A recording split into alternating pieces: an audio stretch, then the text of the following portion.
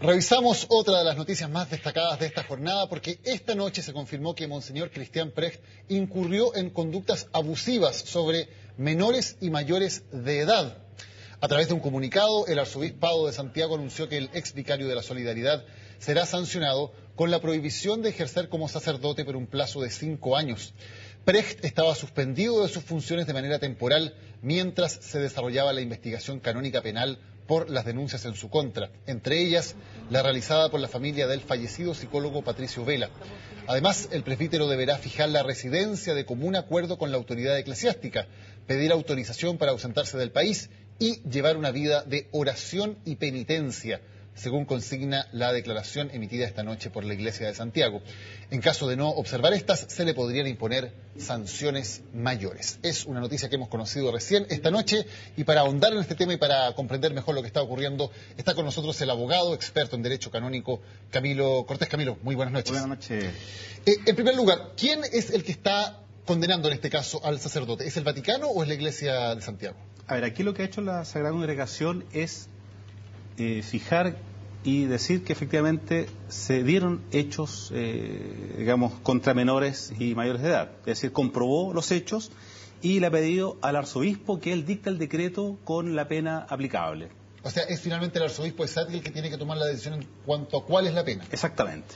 ¿Y eso tiene una significación en cuanto a la cuantía de las penas que se pueden imponer? A ver, efectivamente, como es un decreto que emana del arzobispo, no puede aplicar penas perpetuas, por ejemplo, como puede haber sido la expulsión del Estado clerical, o bien haber suspendido del ejercicio público del ministerio sacerdotal a perpetuidad, en este caso, al padre Precht. ¿Esa es la diferencia con el caso Caradima? Exactamente, porque en el caso Caradima fue la Sagrada Congregación la que aplicó la pena de suspensión, la prohibición de ejercer públicamente el ministerio sacerdotal al padre. Correcto, que en el caso de Caradima es indefinida. Exactamente. Es perpetua.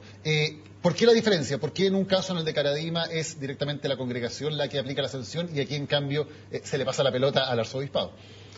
A ver, eso es una prerrogativa que tiene la Sagrada Congregación, que al sopesar los antecedentes va a estimar ya qué es más grave o qué es menos grave, y en virtud de eso, en su mérito, va a disponer de la sanción, o bien ya disponer que sea el arzobispo o el ordinario local quien aplique la pena respectiva. ¿Se entiende que la congregación dicta la pena solamente en los casos de mayor gravedad? ¿Ahí hay una...? No. En este caso simplemente es una decisión que ha tomado la Sagrada Congregación para estimar de que sea el ordinario, en este caso el padre, el monseñor Errázuriz, quien aplique la pena respectiva. Perfecto. Ahora, ¿cuáles son los siguientes pasos? Entendemos que el sacerdote Precht tiene derecho a apelar. Sí, existe un plazo de 60 días hábiles para presentar un recurso jerárquico ante la Congregación para la Doctrina de la Fe, que lo revisa la misma congregación, y ahí se decide finalmente si es acogido o no.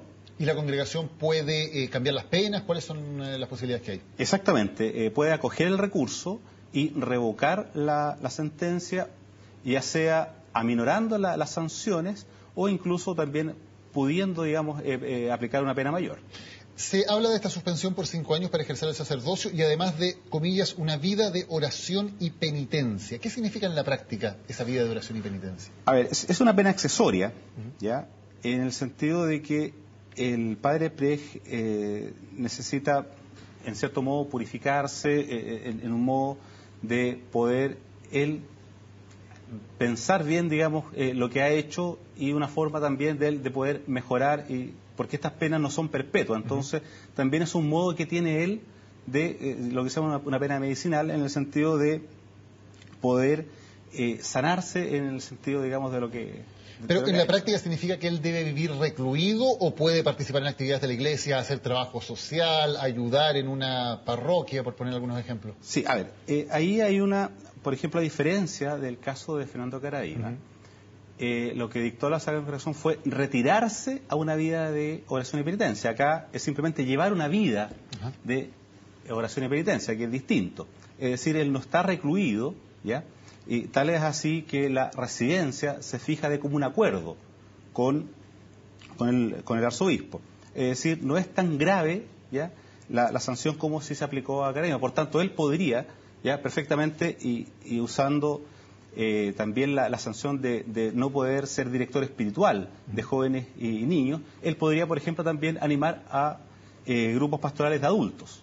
Ahora, la fundamentación que se hace es bastante genérica. Se habla sencillamente de noticias verosímiles de conductas abusivas con mayores y menores de edad. ¿Hay algún momento en que la Iglesia entregue mayores antecedentes más detallados sobre concretamente a qué se refiere con estas noticias verosímiles de conductas abusivas?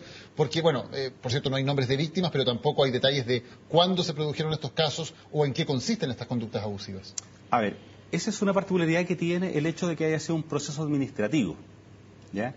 Acá, cuando se hace la investigación previa y se llega a la conclusión de que hay noticias verosímiles de haber sido cometidos abusos contra mayores y menores, y por eso va a la Congregación para la Doctrina de la Fe, ¿ya? Simplemente lo que hace la Sagrada Congregación es ponderar y ver si efectivamente se cometieron o no. Es decir, él comprueba los hechos. Y comprobados los hechos, así se lo informa al arzobispo para que él dicte el decreto. Es decir, aquí no hay una suerte de juicio, ¿ya?, o un proceso judicial en el que se ven las acusaciones, se ven quiénes son las víctimas. No, acá, como es un proceso administrativo, ya únicamente se ha establecido el hecho, o se ha comprobado el hecho de que ha habido actos impropios con menores de edad, en este caso contra el sexto mandamiento. Por lo tanto, ¿no habrá una información pública más detallada sobre exactamente cuáles son los hechos o los casos por los cuales se está produciendo esta sanción? No. Okay. Ahora, estamos hablando siempre de una investigación, de una indagación y de sanciones que son internas de la Iglesia Católica. ¿Estos antecedentes podrían pasar eventualmente a la justicia criminal chilena? A ver, lo que pueden hacer las víctimas es ella ya presentar una denuncia o una querella, ¿ya? Lo que no creo que vaya a suceder es que la Iglesia ya entregue los antecedentes del proceso administrativo que se ha llevado a cabo. ¿Por qué no? ¿Ya? Porque, al igual que en el caso de Garadima, aquí se aplica lo que es el secreto pontificio, ¿ya? Es decir, todas las actas de estos procedimientos son secretos, ¿ya? Para proteger a las víctimas, para proteger, en este caso también, a los testigos. Y si hubiera una denuncia ante la justicia ordinaria, un fiscal, por ejemplo, que investigara estos casos, ¿podría exigir la entrega de esa información que tiene la Iglesia Católica? A ver, un fiscal perfectamente podría pedirlo. Ahora, la Iglesia tiene argumentos legales para negarse a proporcionar las actas de este procedimiento. Además que aquí hay una arista que no es menor, que los antecedentes están en poder del Vaticano. Por tanto, tendrían que pedirlos vía de Chile, digamos, de la Corte Suprema, al Vaticano, ya como un Estado independiente. Por tanto, habría que hacer una vía de denunciatura apostólica y hacer la solicitud. La última pregunta. Además, hay un tema de prescripción aquí. Probablemente, en términos de justicia criminal, la mayoría de los casos o de los eventuales delitos estarían prescritos, ¿no? A ver, probablemente el caso de los menores, que sería el caso punible, podría estar prescrito, efectivamente. Camilo Cortés, abogado experto en Derecho Canónico, muchas gracias por haber estado hoy con nosotros en CNN Prime para entregarnos más datos sobre lo ocurrido con el caso del sacerdote Cristian Precht, un caso que, por cierto, vamos a seguir en nuestra información.